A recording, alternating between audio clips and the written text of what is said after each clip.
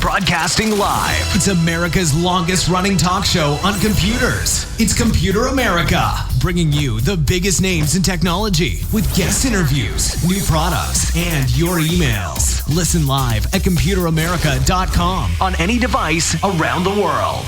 Email the show at live@computeramerica.com or find us on social media. Be sure to check out our website for contests, giveaways, show notes, live video stream, podcasts, and more. You're listening to Computer America.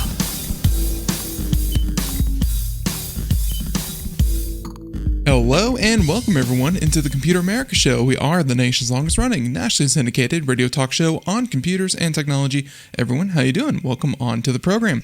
Today on the show we have computer and technology news for the segment, and yeah, we have a lot to talk about, tons of different stuff, some big issues like, of course, a cryptocurrency picking hamster. We have everything from TikTok finally reaching 1 billion monthly users, and honestly, with the amount of videos I've seen on social media, wow, I thought they were already up to 10 billion monthly active users. It's pretty incredible how meteoric the rise of TikTok has been. But yeah, with that, including a Skype update, yeah, just, a little bit of news from everywhere, and you know what? It's going to be a great, relaxing Monday. So everyone, sit back, relax. Here we go. ComputerAmerica.com. That's where you'll find everything, past shows, future shows, show notes, articles. If you can't catch us live on IRN, then we have a directory of course, the podcast. Wherever podcasts are heard, you can, of course, find Computer America as well. While you're there, check out articles, reviews, let's see, links to social media. Social media is probably the best place to find out what we're doing, what we're up to, and yeah, for contest giveaways, all that and more, computeramerica.com. Now, that's our little, that's our branding. Let's go ahead and get started. So, we also have a live video feed where you can watch Computer America as well as listen to it. Twitch.tv/Computer America. Now, let's see, all that being said, let's go ahead and get started with computer and technology news. And yeah, here we go.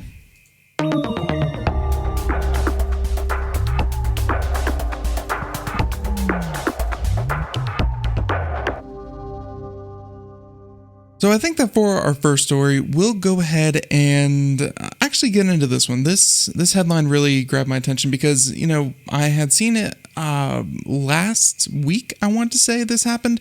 And while it's not, kind of forefront to a lot of people's minds, this idea of, kind of what's been happening with the chief financial executive for Huawei, who also happens to be the daughter of the founder, I think is how that worked out. The daughter of the founder was under essentially house arrest in Canada because the U.S. was trying to extradite her to stand charges for, let's see, I'm trying to think what that was, what that was kind of for.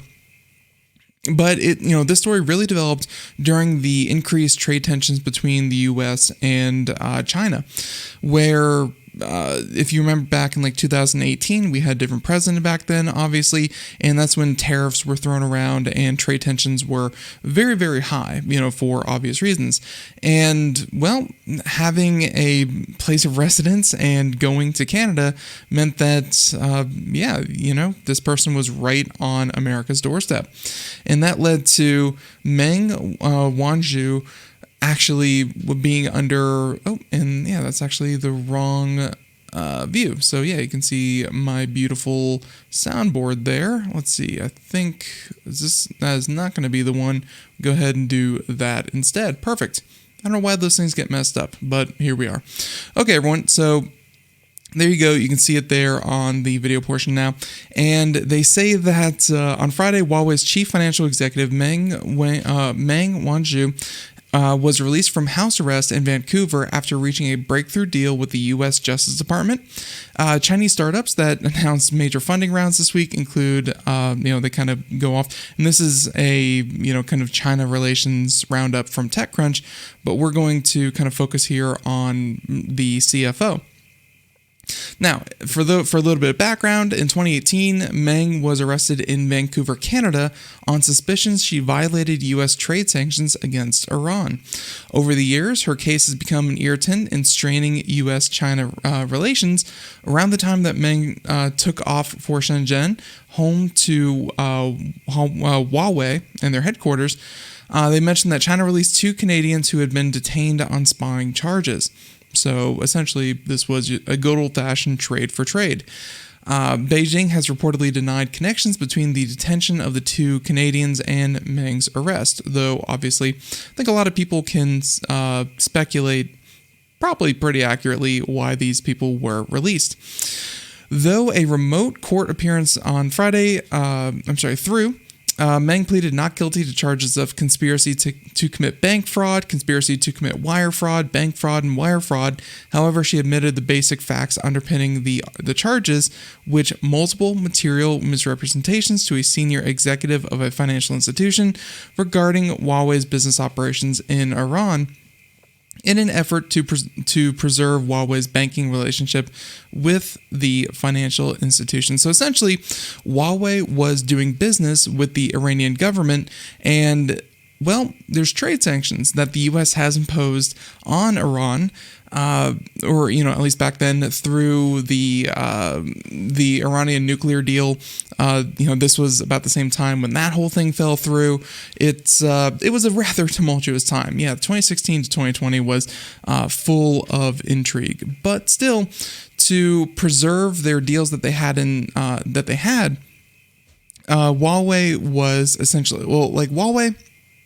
And of course, in business dealings in the U.S. and Canada, they accused her of essentially, kind of rerouting business to bypass those sanctions. And yeah, she admitted, I did it, but I didn't really do it. So now they admitted today that she failed to tell the truth about Huawei's operations in Iran, and as a result, the financial institutions continue to do business with Huawei in violation of U.S. law, where obviously if Huawei does business with Iran, then America will not do business with Huawei, even though, over the course of the last couple of years, honestly, Huawei is just such a toxic name to the U.S. government because of alleged spying, spyware, other malware, and really they've been banned from almost every government network in the last 2 years. So, does it really matter all that much? There's still an effective ban going on. But I digress. They said that our prosecution team continues to prepare for a trial against Huawei, and we will look forward to proving our case against the company in court. There you go. China's news outlets have largely left out Meng's confirmation of wrongdoings, and internet users rushed to triumph the Huawei executive's release after 3 years. And that's really the crazy part. This is someone who is undoubtedly a multi-millionaire, if not a billionaire at this point. This person is worth a lot of money and was the chief financial officer of one of the largest companies in the world. And then suddenly, in the blink of an eye, house arrest for 3 years. Something that I think a lot of people consider, the rich and powerful kind of above and beyond reproach. Now, they said that Meng said upon her release, the past 3 years have been a disruptive time for her as a mother, a wife, and a company executive. In a statement, she said support from China, both at the government and civil level, gave her faith and kept her going in the dark moments. So there you go. I'm sure that China was well aware. And I would not put it past the U.S. that this was a bargaining chip that, yeah, this was a bargaining chip that the U.S. was trying to leverage for those strained U.S.-Chinese relations. But hey, looks like that came to an end with Canada making a deal. So to wrap this up, and again, this does wrap up a rather large story back in the day, and we finally get some closure on it. And they mentioned that, let's see, in 2019, Huawei lost access to critical chip components and software after the Trump administration put it on the export blacklist. The firm has since stepped up efforts to make its own handset chips and operating system, but the technologies have proven hard to come by in a short span of time. So essentially, Huawei is not the company that she was helming back in 2018. They've had their share of troubles. But hey, maybe now she can get back to it and see if Huawei can pull itself up, because yeah, businesses have really been turning away from that company. Admittedly, probably rightfully so. There's not many businesses in China that can't do their job without the approval and bending the knee to the Chinese government. But hey, that's a topic for another time. Let's go ahead and continue on. And, let's see, we have some light ones, we have some heavy ones. How about, this one. Freethink, a publication we don't normally pull from, but they have a nice little article reminding us that the limits of technology in the internet are being pushed all the time. And you can see that here with... Freethink, and Japan breaks world record for the fastest internet speed. Check this out. Of course, everyone at home, you may be lucky to get 50 megabits per second. Pretty good if you're getting 100 to 300 megabits per second. Super lucky and fortunate if you happen to be getting 1 to 2 gigs a second. And, the 1 to 2 gig people, they're blazing fast. They're downloading like no one's ever downloaded before. It's a good time to be alive if that is your internet connection. If you are very unfortunate, you're looking at 3 megabytes per second. That's like dial-up, and DSL caps out at like 6 megabits per second, maybe 15. Satellite internet, I don't have a high opinion of satellite internet. I do not have a high opinion of satellite internet. So yeah, you could be looking at anywhere from 500 to 1 megabyte, 500 kilobytes to 1 megabyte. The point is, these are the typical home numbers. Again, remember, the top end, you're looking at 1 to 2 gigabytes per second. Now, or is it gigabits? Yeah, it might be gigabits. Anyways, Freethink, fast internet, 7.6 million times faster than what you probably have at home. So the new record, this is it. The new record is 319 terabits per second. So let's see, to put that into perspective, so it is bits, by the way. At home, you get 1 gigabit. You are on a fiber connection. It's super fast. You are super happy.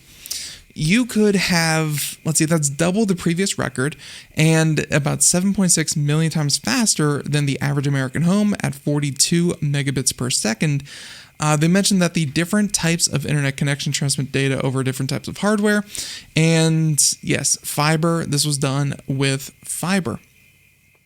So to break the record for fastest internet, researchers at Japan's National Institute of Information and Communications Technology developed an experimental optical fiber with 4 cores instead of just 1.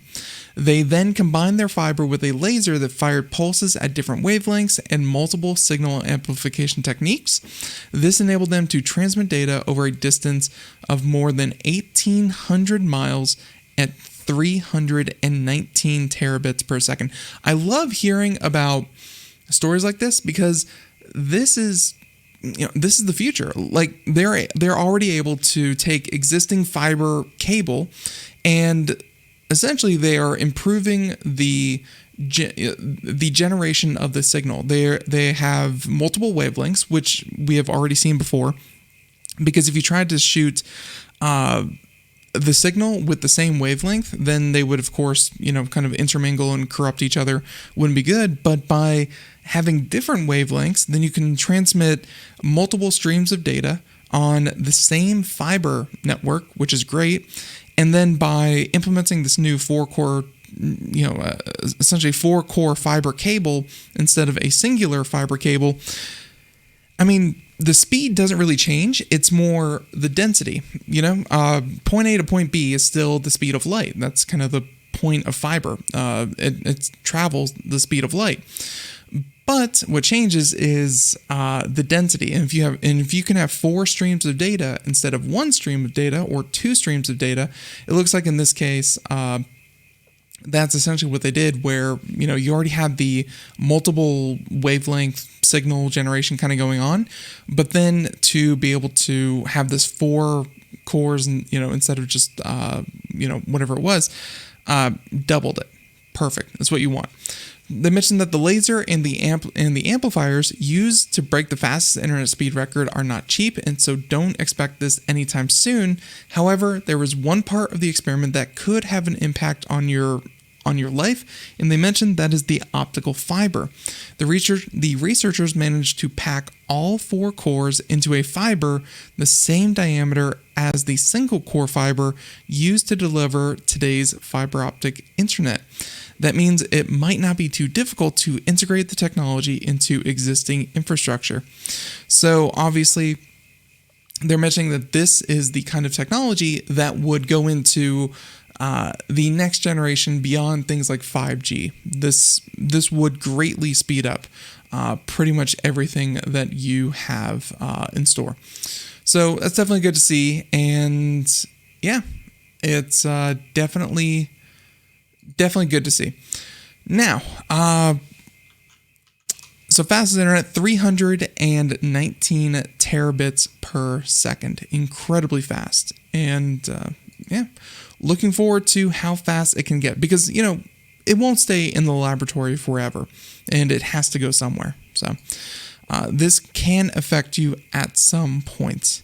Now, our next story, a lot of ways we could take this. Story number 3. How about this? We'll do one really good investor and one really bad investor, and how they use technology to their betterment and detriment. So the first one is going to be a good investor. Check this one out. Mr. Goxx. If that sounds familiar, crypto trading, Mt. Goxx. Mt. Goxx is the name of one of the largest scams kind of defunct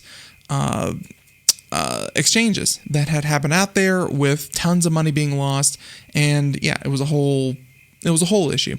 Well, Mr. Goxx might have a little bit of a better reputation, where this is the crypto trading hamster beating human investors. And this is to show a point where, of course, he's throw enough monkeys into a room with a typewriter, they'll make Shakespeare.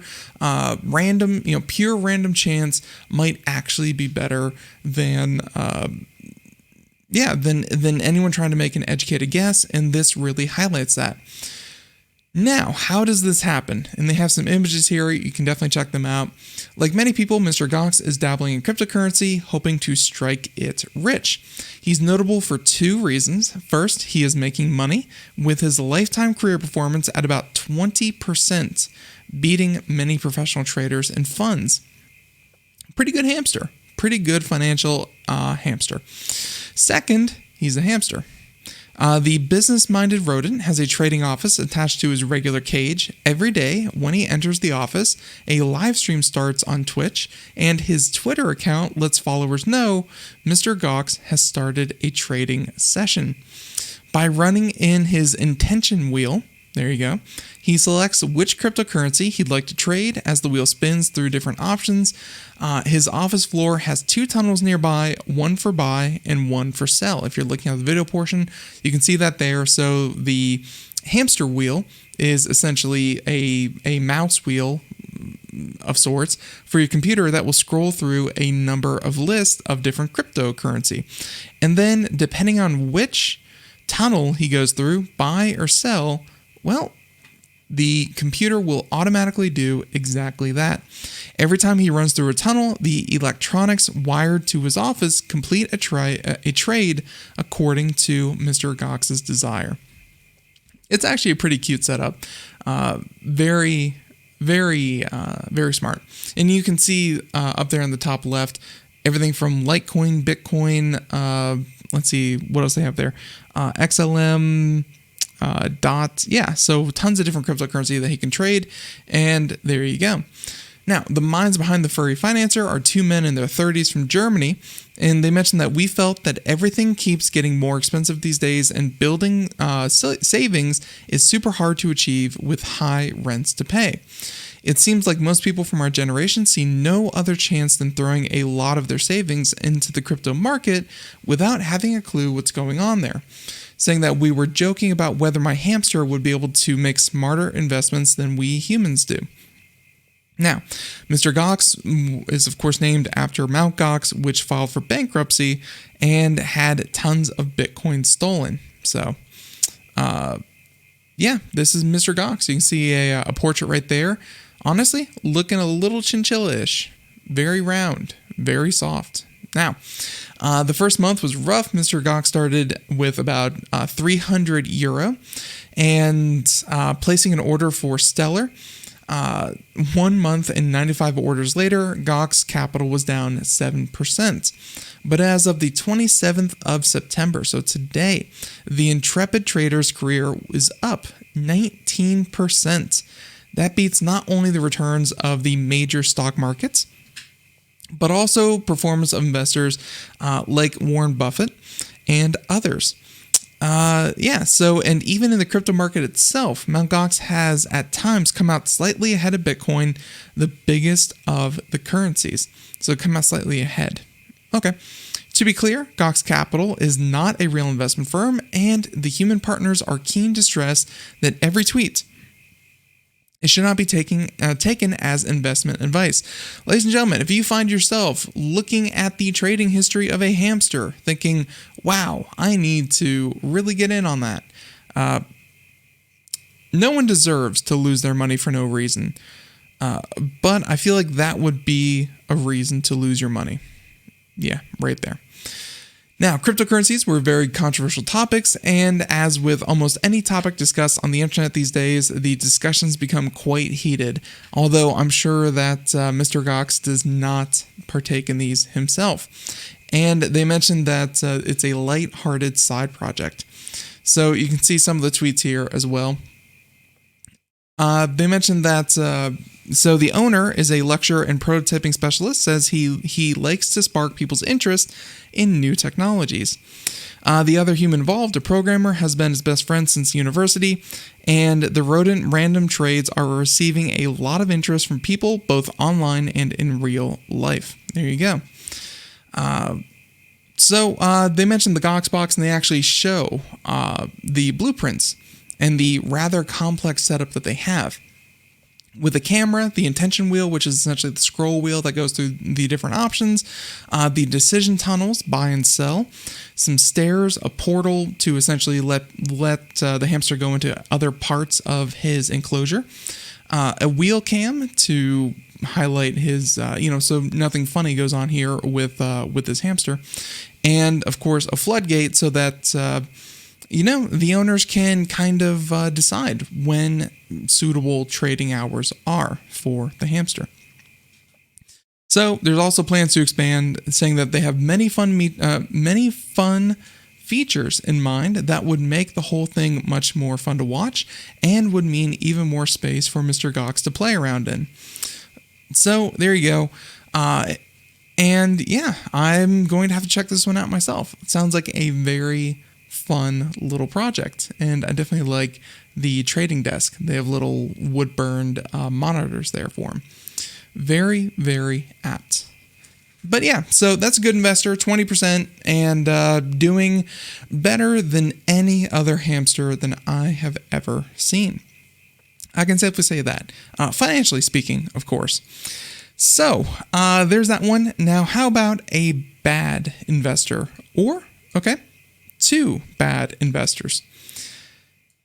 Meme stocks, think GameStop, think AMC, think any stock that normally would be in a failing or struggling business, turned around on a dime and suddenly found its stock price tripling, quadrupling, 10 times the value that it ever was.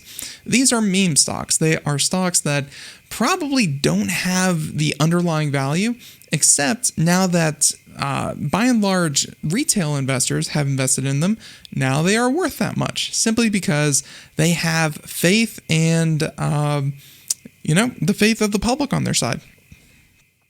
One in particular was GameStop. It really started this whole thing.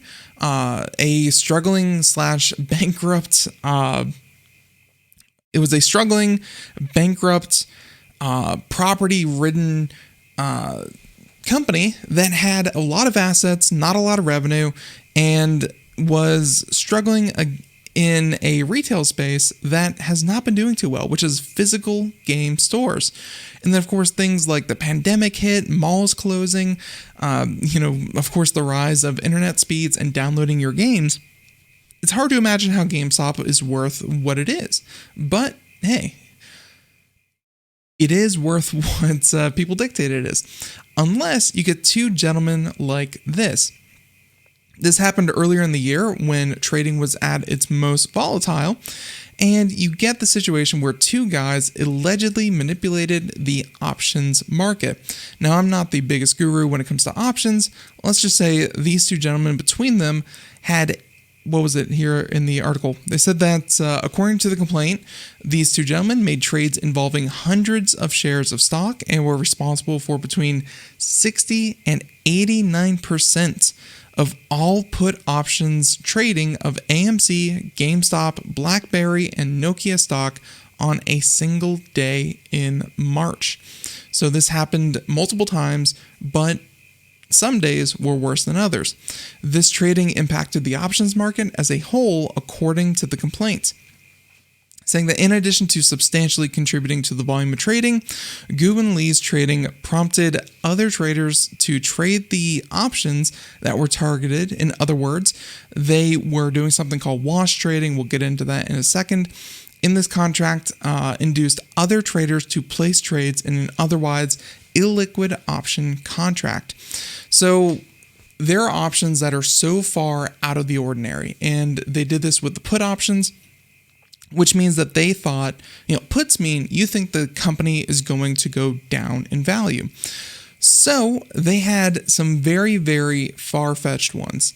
Let's say the stock is worth $100. You buy a put option for $1. They are probably worth 5 cents, 1 cent. That means for every $10 or $50 that you put onto it, you are promising to trade or purchase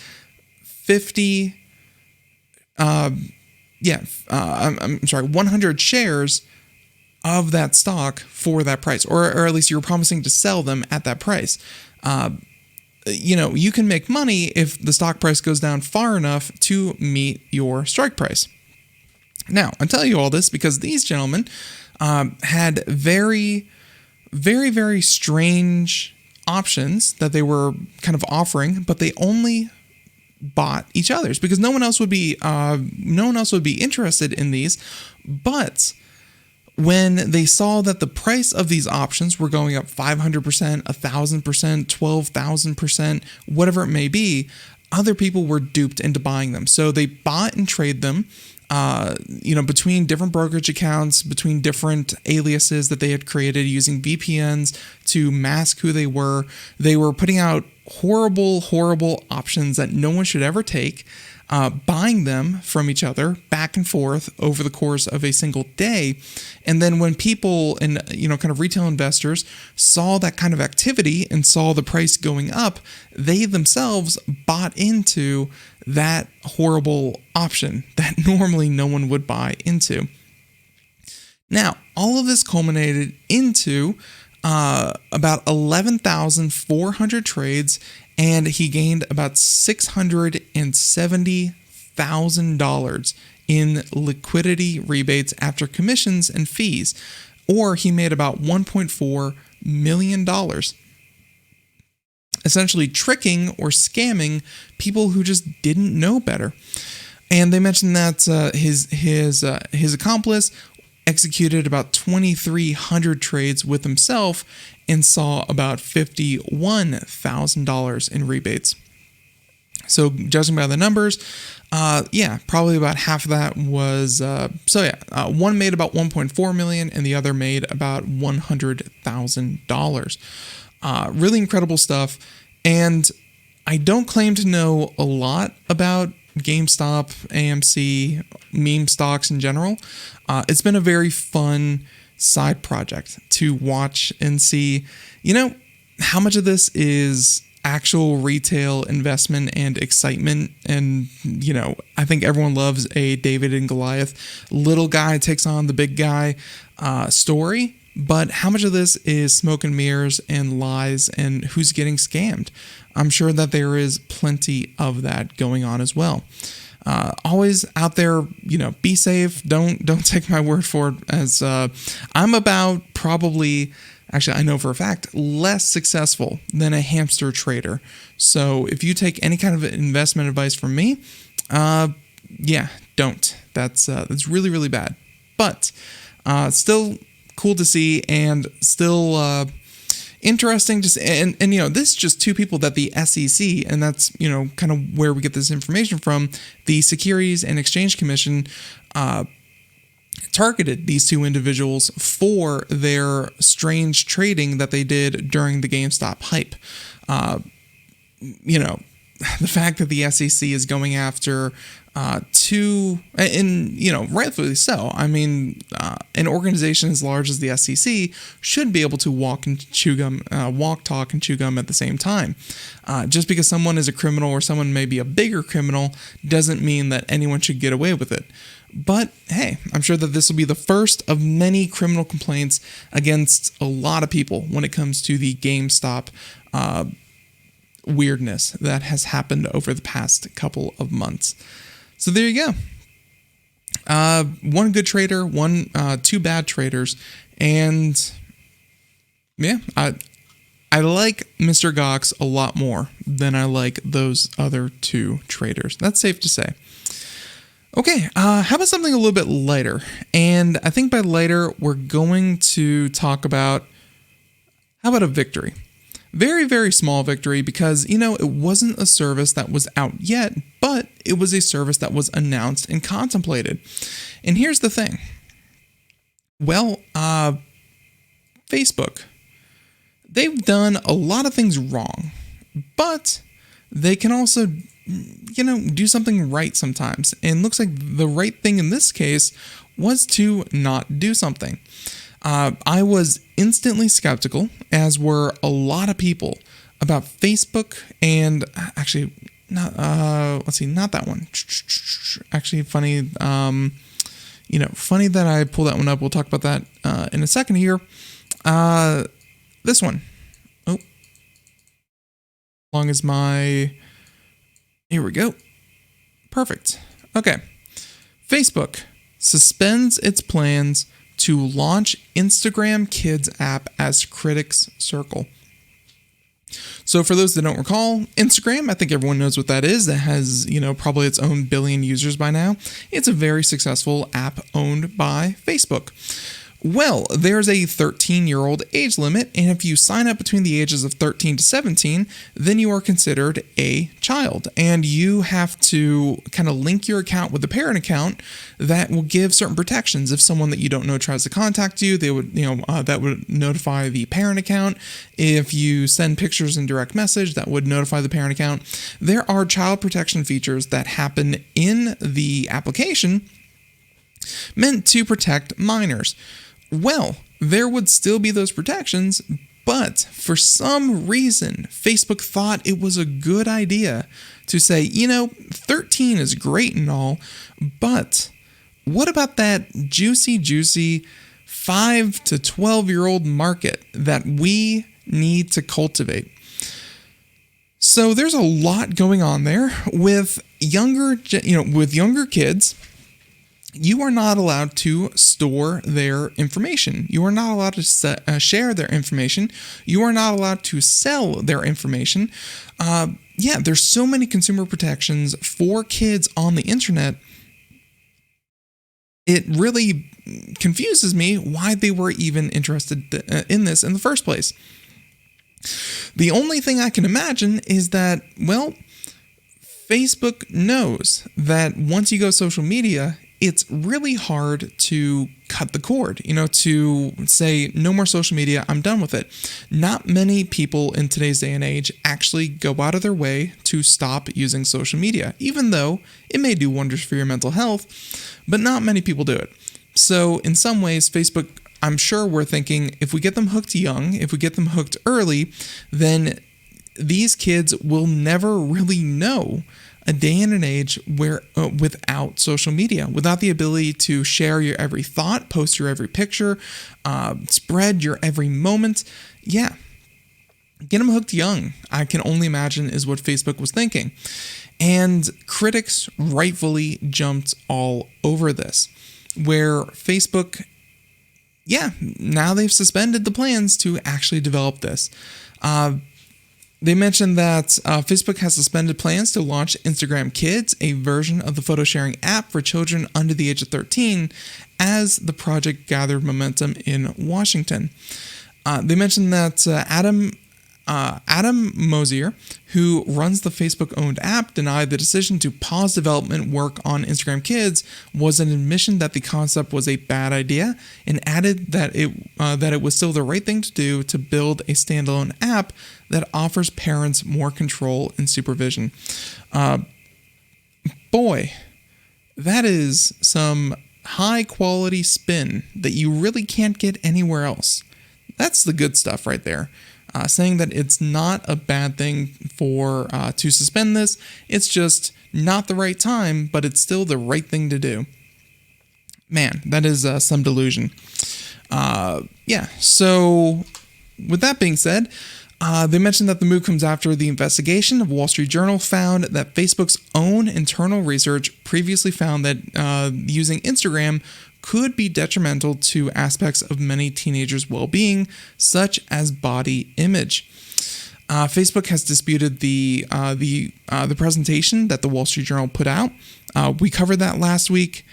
Yeah, it's kind of hard to dispute that Facebook's own internal messaging had them cover that one up. That young girls in particular felt more anxiety, depressed, poor body image, low self-esteem. Yeah, and there were lots and lots of findings to kind of back that up. Because, hey, that's the point of Instagram, is to promote, yourself. And sex sells. It's, beautiful people will be spread relentlessly, and that will take a toll on really anyone, especially people who are developing their body image, an idea in their head of who they are, what they want to look like, all that kind of stuff. It can be a very toxic place, and that's what the Wall Street Journal reported that Facebook had found themselves, but they still want to go ahead with this at some level. Now, new UK regulations came into force earlier this month, designed to protect children online, including checking ages and guaranteeing a high level of privacy by default. Because, no one on the internet has ever lied that they were 18 or older. No one's ever done that. But still, you got to have protection somewhere. Many children have spent much more time online during the pandemic lockdown over the past 18 months, triggering growing calls for tech companies to go further in protecting their mental health and policing for potential abuse. Whenever I talk about stuff like this, I always refer people, on our YouTube page in our special segment. We have one where we did all about social media. In the past, we've had interviews with psychologists on social media topics. Check those out for more encompassing, kind of research, background, information, all that good stuff. But, it's not a bad thing to use social media to a certain degree. But it is a bad thing to overindulge. And for a younger audience that has nothing but time on their hands and is very, very impressionable, social media can be a very, very bad place for their mental health and more. Now, would I leave it up to Facebook, Apple, Microsoft, Amazon, these other companies to essentially teach my kids the right thing to do when it comes to social media? No, that should definitely come from a parent, a guardian, someone in their life that can really explain to them the internet is different than real life, because it really is. That should come from a trusted adult. It should not be something that, politicians enforce on multi-trillion-dollar tech companies to somehow impart to our children. But that doesn't mean that tools and regulation can't help parents better have that conversation and facilitate healthy usage of social media. So it's good that lawmakers are, telling tech companies to add these tools and to not track kids and other protections for kids. But that is not the end of the article. It is not, protections are in place so parents can just let kids have social media as much as they want. No, because it still does not excuse the role of the parent. It hopefully just augments their ability to have those conversations. So this is good, but it's not the end. It really does come down to the individuals. So there you go. They mentioned that, so many children have spent more time, as we just said. Facebook has argued that it is better and more practical to create safe digital spaces for children where parents are better able to monitor what they are doing than to try to prevent them from going online altogether. That goes into a whole, let's face it, you can go back to prohibition. Outright banning doesn't really work. Legalizing and regulating works a little bit better. But I don't think Facebook is the one to make that call when it comes to social media, because they do, they would directly profit. They would directly profit from the data and the usage of their application by kids that are under 13 years old. And that is just a little scummy, I don't know. The amount of information that Facebook and Instagram, actually, in a lot of cases, a number of months ago, we did an article about which social media services collect the most data about you, including, of course, things like your name, your whereabouts, your contact information, all that kind of thing. But Instagram actually ranked as the most invasive of all social media sites. And when they say Instagram for kids or Instagram Kids is what they want to make, that just screams, this is a segment of the population you're not supposed to keep data on, and they're making the most intrusive social media site for that group of kids. No good can come from this. It is not a social service that, a social good that Facebook is providing to these kids. It has to be self-serving because there is no other alternative that it can be. It's very strange, and I'm glad that they kind of pulled the plug on this one in particular.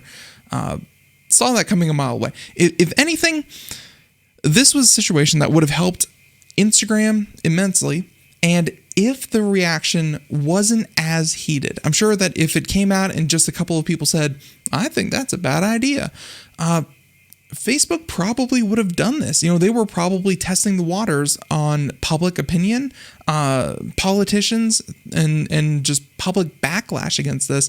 And if it was a tepid, kind of lukewarm response, man, we'd already be looking at an Instagram for Kids service. I'm sure of it. But because there was so much outrage, I'm glad that they pulled the plug, because that was a very, very ill-conceived service from the get-go. Speaking of a very, very ill-conceived service from the get-go, guess which has got an update?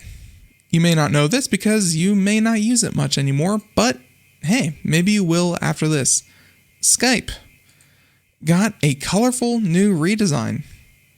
Remember Skype? Yeah, it used to be all the rage. And then Zoom came along and, man, missed its opportunity with the whole COVID pandemic to keep people connected and keep businesses operating.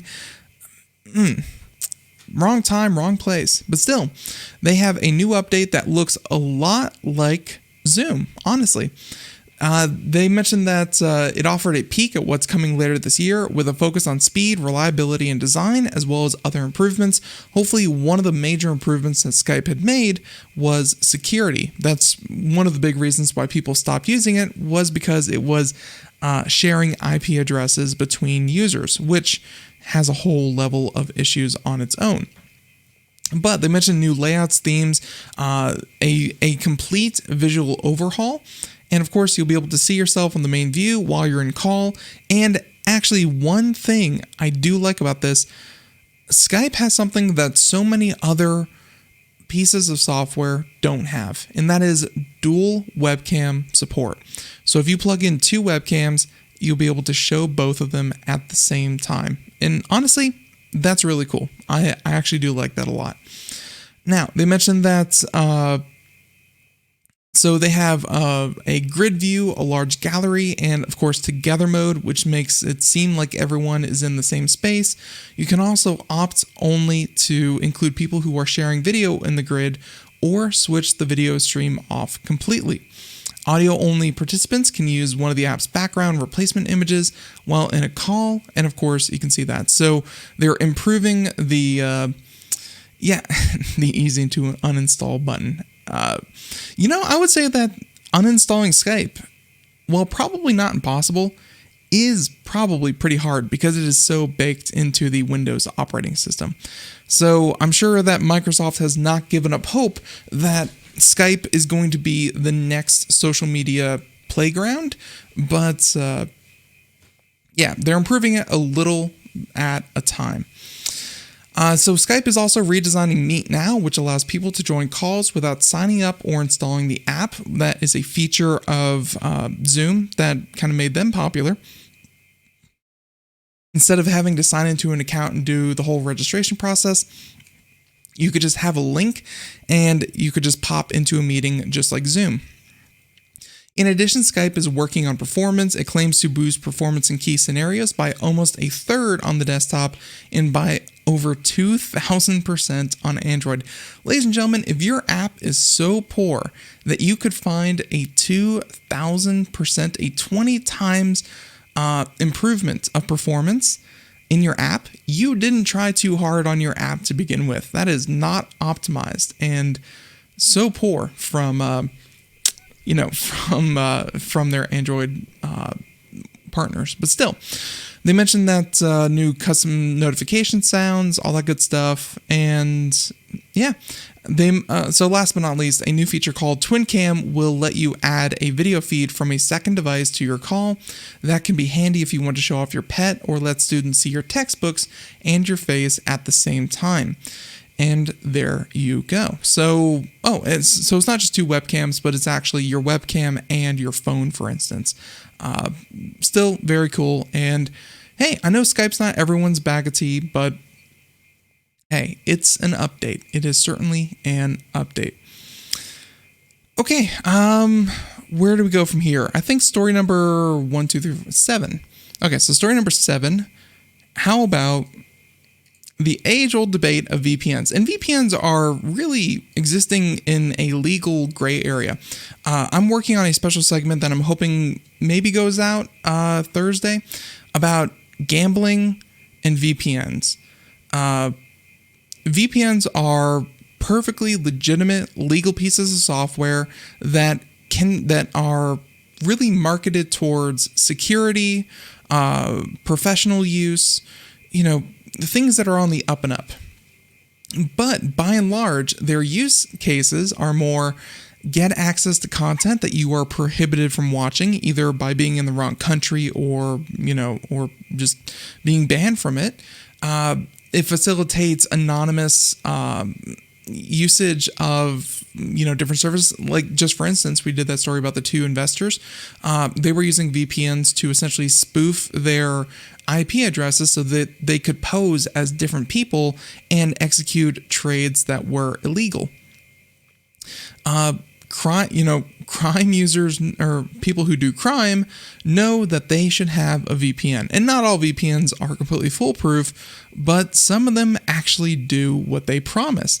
And, well, that's kind of the situation we have here, where a no-logs VPN provider is under suit from a film studio for $10 million. Now, what's going to actually come from that?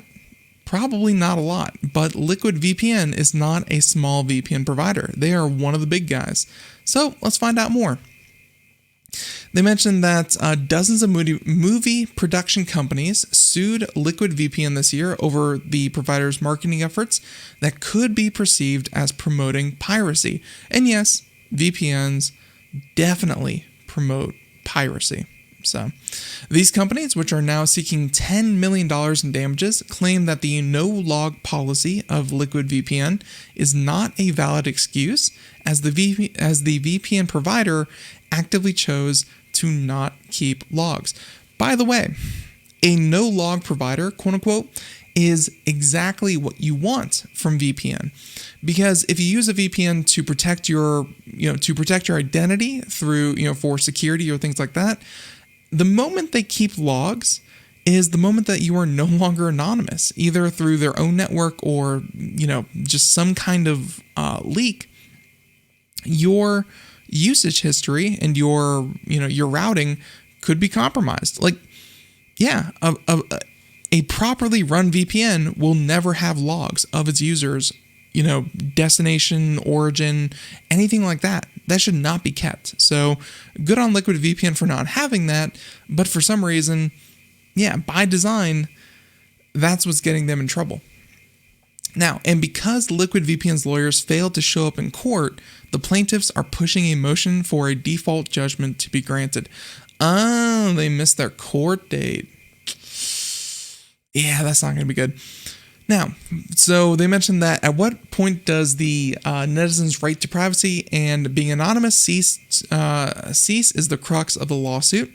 Liquid VPN is a no-log VPN provider that over the course of business activities has been observed to almost encourage online piracy.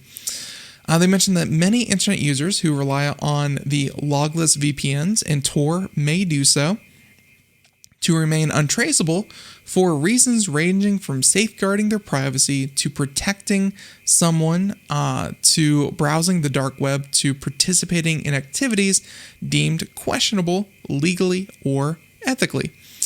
As such, internet providers and VPN companies are seen as neutral service agents and benefit from the safe harbor provisions of the U.S. copyright law. Online service providers can claim safe harbor protections under the DMCA, provided that they timely block access to the infringing material. So essentially, that's why you get those notices in the mail if you happen to illegally download a movie. If they take it down and they send out those notices and say that, hey, we did something in our power to stop this from happening, then, just having some kind of good faith effort to stop piracy is enough to prevent any kind of legal action. But Liquid VPN's business model was a fierce one, thriving on the fence of the law. In web pages seen by Ars, the VPN company boasted itself as the best VPN for torrenting that would also let you unblock ISP-banned streams, otherwise restricted due to copyright takedown requests. So, first thing there, torrenting itself, peer-to-peer file transfer, is not illegal. In fact, it is one of the best ways to get files from one person to another quickly and effectively. 3D printing comes to mind. Torrenting is one of the best places to get perfectly legitimate, open source, free to use 3D printing plans. But if you are seen downloading from, let's say, the Pirate Bay, for instance, you're going to get in trouble, even though it's a perfectly legitimate type of material that you're downloading. So you got to be careful out there. They mentioned that, but so of course, boasting that you can torrent from anywhere and torrent anything, and of course bypass ISP's banning system, that's borderline, if not just straight up, because it's not illegal to bypass an ISP ban, but they're probably banning for a perfectly valid reason. So they mentioned that Liquid VPN customers were really in for a treat with the high quality popcorn time streams thrown into the mix. And of course, this was a DMCA free zone, much like any logless VPN provider. So popcorn time, not a recommendation at all. It is highly unethical, and not illegal for individuals to stream content, but illegal for popcorn time in particular to stream these movies on a torrenting site, or it's essentially torrenting without downloading. You're able to just stream the content itself, so you don't actually own it, you're just kind of consuming it, but it's illegal for popcorn time to exist the way it does. So and so for this VPN provider to have not just known about popcorn time, but to actually promote it within the app to allow people to use it, that is super questionable. I don't know the legality on that one, where it's like, we're not doing anything illegal, but we're going to give you a one button press to do illegal things. Yeah, definitely straddles the line. So Liquid VPN disappears in court and online, saying that in March this year, several filmmakers filed a lawsuit with the Florida District against Liquid VPN. This month, these plaintiffs were asking the court to issue a default judgment, and according to the court documents, they asked for $9,900,000 in compromises, the maximum statutory damages amount of $150,000 for each of the 66 works listed in the complaint. Additionally, $1.65 million has been sought against Liquid VPN for secondary liability as to DMCA violations. Now, they say that the asks don't stop there. They list the demand extends for Liquid VPN to permanently suspend accounts of repeat infringers, and but in the face of the Liquid VPN website is already nowhere to be seen. For weeks, the homepage has been unreachable, although the client area remains accessible. So they're still providing people who were paying subscribers, but they are not. They don't have a homepage anymore. So they're almost unreachable. Maybe if you have a VPN. There you go.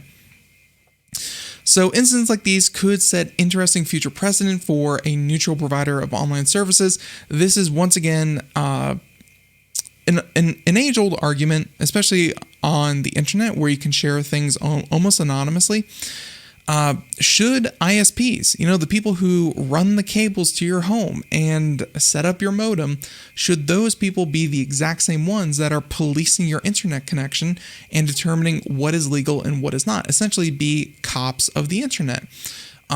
Should individual users be monitored for the kind of content that they download or partake in when it's supposed to be like a service? It's if you have a utility, like let's say water, and you want to waterboard someone, why not? Let's go extreme here.